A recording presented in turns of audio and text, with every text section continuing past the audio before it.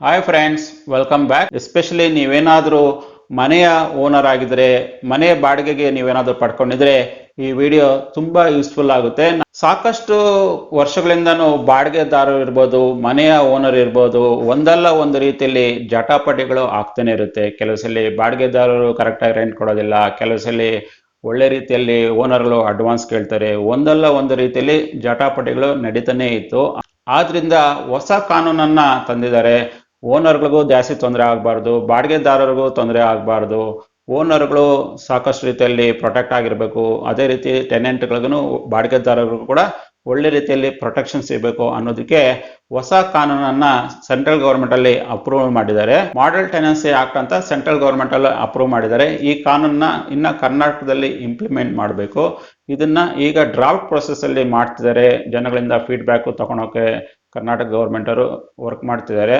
ಈ ಕಾನೂನಲ್ಲಿ model tenancy act ಅಲ್ಲಿ ಏನೇನೆಲ್ಲ ಇದೆ, ಏನೆಲ್ಲ ಬೆನಿಫಿಟ್ಸ್ ಇದೆ, ಇದರಿಂದ ಏನೆಲ್ಲ ಅನುಕೂಲ ಆಗುತ್ತೆ, ಏನ್ ಅನಾನುಕೂಲ ಆಗ್ಬೋದು ಅನ್ನೋದನ್ನೆಲ್ಲಾನು ಈ ವಿಡಿಯೋದಲ್ಲಿ ನಿಮಗೆ ಡೀಟೇಲ್ ಆಗಿ ತಿಳಿಸ್ಕೊಡ್ತಾ ಇದ್ದೀನಿ.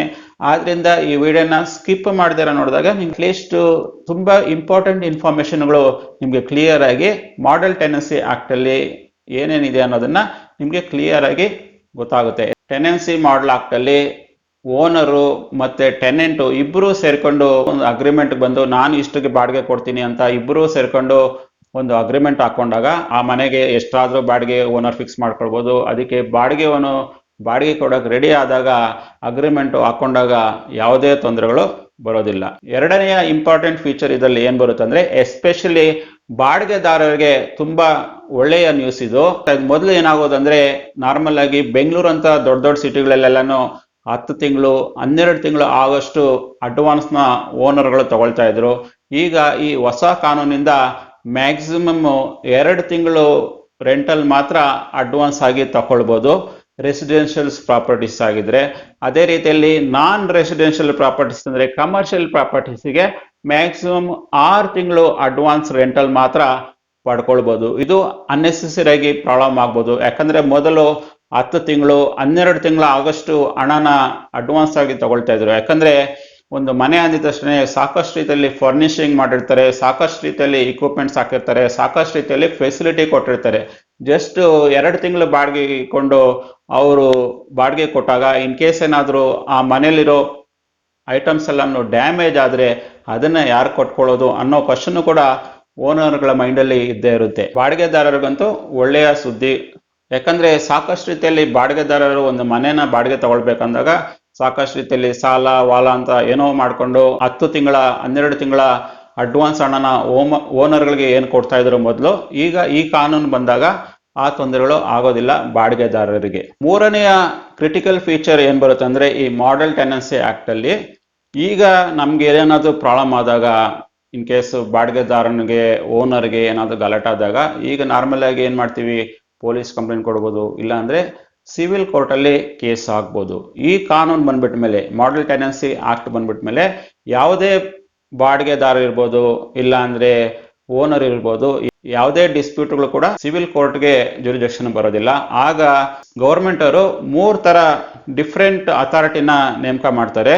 ಮೊದಲನೇದೇನಂದ್ರೆ ರೆಂಟ್ ಅಥಾರಿಟಿ ಅಂತ ಒಂದು ಮಾಡ್ತಾರೆ. ಎರಡನೇದೇನಂದ್ರೆ ರೆಂಟ್ ಕೋರ್ಟ್. ಯಾವುದೇ ಡಿಸ್ಪ್ಯೂಟ್ಸ್ ಏನೇ ಆದ್ರೂ, ಓನರ್ಗೂ ಟೆನೆಂಟ್ಗೂ ಯಾವುದೇ ಡಿಸ್ಪ್ಯೂಟ್ ಆದ್ರೂ ರೆಂಟ್ ಕೋರ್ಟ್ ಅಂತ ಗವರ್ಮೆಂಟ್ ಅವರು ಸೆಟಪ್ ಮಾಡ್ತಾರೆ. ಮತ್ತೆ ಮೂರನೇ ಅಥಾರಿಟಿ ಏನ್ ಸೆಟಪ್ ಮಾಡ್ತಾರೆ ಅಂದ್ರೆ ರೆಂಟ್ ಟ್ರಿಬ್ಯುನಲ್.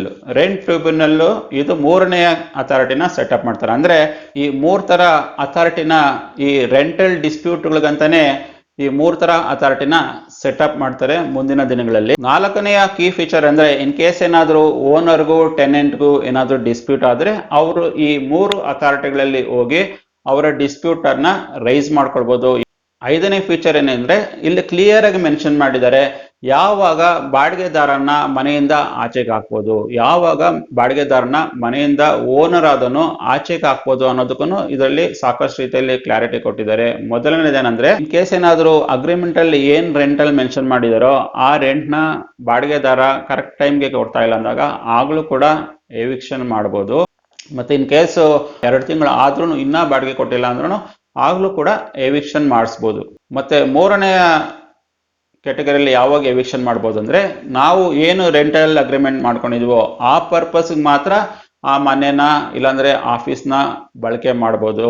ಅದನ್ನ ಬಿಟ್ಟು ನಾವು ಏನಾದ್ರೂ ಬೇರೆ ರೀತಿಯಲ್ಲಿ ಏನಾದ್ರೂ ಬಳಕೆ ಮಾಡ್ಕೊಂಡಿದ್ರೆ ಆಗ್ಲೂ ಕೂಡ ಓನರ್ ಅದನ್ನು ಆ ಮನೆಯಿಂದ ನಿಮ್ಮನ್ನ ಬಾಡಿಗೆದಾರರನ್ನ ಎವಿಕ್ಷನ್ ಮಾಡಿಸ್ಬೋದು. ಈ ಎವಿಕ್ಷನ್ ಮಾಡಿಸೋದಕ್ಕೆ ಓನರ್ ಅದನ್ನು ಈ 3 ಅಥಾರಿಟಿಗಳಲ್ಲಿ ಆಗ್ಲೇ ಹೇಳಿರೋ 3 ಅಥಾರಿಟಿಗಳಲ್ಲಿ ಅವರು ಕಂಪ್ಲೇಂಟ್ ಕೊಟ್ಟಾಗ ವಿತಿನ್ ಒಂದು 60 ಡೇಸ್ ಒಳಗಡೆ ಎಲ್ಲಾ ಪ್ರೊಸೆಸ್ ಕಂಪ್ಲೀಟ್ ಆಗಿ ಎವಿಕ್ಷನ್ ನ ಮಾಡಿಸ್ಕೊಳ್ಬಹುದು. ಇನ್ನೊಂದು ಒಳ್ಳೆ ರೀತಿಯ ಬೆನಿಫಿಟ್ ಇಲ್ಲಾಂದ್ರೆ ಕೀ ಫೀಚರ್ ಏನಿದೆ ಅಂದ್ರೆ, ಇನ್ ಕೇಸ್ ಏನಾದ್ರು ಈ ಅಥಾರಿಟಿಗಳಿಂದ ಒಂದು ಆರ್ಡರ್ ಬಂದು ಆಗ್ಲೂ ಕೂಡ ಅವರು ಬಾಡಿಗೆ ಮನೆಯನ್ನ ಬಿಡ್ತಾ ಇಲ್ಲ ಅಂದ್ರೆ ಓನರ್ ಅದನ್ನು ಬಾಡಿಗೆನ ಡಬಲ್ ಮಾಡ್ಬೋದು.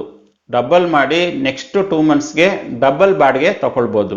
ಮತ್ತೆ 2 ತಿಂಗಳ ಆಗೋಟ್ಮೇಲೆನೂ ಅವನು ಕಂಟಿನ್ಯೂ ಮಾಡ್ತಾ ಇದ್ರೆ 4 ಪಟ್ಟು ಹಣನ ರೆಂಟಲ್ ಆಗಿ ಓನರು ಪಡೆದುಕೊಳ್ಬೋದು ಅವನ ಮನೆ ಖಾಲಿ ಮಾಡೋವರೆಗೂ. ಈ ಕ್ಲಾಸಸ್ ಕೂಡ ಹೊಸ ಮಾಡೆಲ್ ಟೆನೆನ್ಸಿ ಆಕ್ಟ್ ಅಲ್ಲಿ ಇಂಟ್ರೊಡ್ಯೂಸ್ ಮಾಡಿದ್ದಾರೆ. ಇದು ಕೂಡ ಒಂದು ರೀತಿಯಲ್ಲಿ ಓನರ್ಗಳಿಗೆ ಸಾಕಷ್ಟು ಹೆಲ್ಪ್ ಆಗುತ್ತೆ. ಮತ್ತೆ ಇನ್ನೊಂದು ಫೀಚರ್ ಇದರಲ್ಲಿ ಇನ್ಕ್ಲೂಡ್ ಮಾಡಿದ್ದಾರೆ, ಇನ್ ಕೇಸ್ ಏನಾದ್ರು ಟೆನೆಂಟ್ ಏನಾದ್ರು ಪ್ರಾಪರ್ಟಿಗೆ ಏನಾದ್ರು ಡ್ಯಾಮೇಜ್ ಮಾಡಿದ್ರೆ ಆ ಟೆನೆಂಟ್ ಆದವನೇ ಎಲ್ಲಾನು ರಿಪೇರಿ ಮಾಡ್ಕೊಳ್ಬೇಕು ಅನ್ನೋದು ಕಾನೂನು ಕೂಡ ಇದರಲ್ಲಿ ಕ್ಲಿಯರ್ ಆಗಿ ಕ್ಲಾರಿಟಿ ಮೆನ್ಷನ್ ಮಾಡಿದ್ದಾರೆ. ಇದರಲ್ಲಿ ಸಾಕಷ್ಟು ರೀತಿಯಲ್ಲಿ ಕ್ವಶನ್ಸ್ ಇದೆ, ಯಾಕಂದ್ರೆ ಇದೆಲ್ಲಾನು ಕಂಪ್ಲೀಟ್ ಆಗಿ ಇನ್ನ ಸಾಲ್ವ್ ಆಗಿಲ್ಲ. ಕರ್ನಾಟಕದಲ್ಲಿ ಇನ್ನ ಈಗ ಡ್ರಾಫ್ಟ್ ಸ್ಟೇಜ್ ಅಲ್ಲಿ ಮಾಡ್ತಿದ್ದಾರೆ.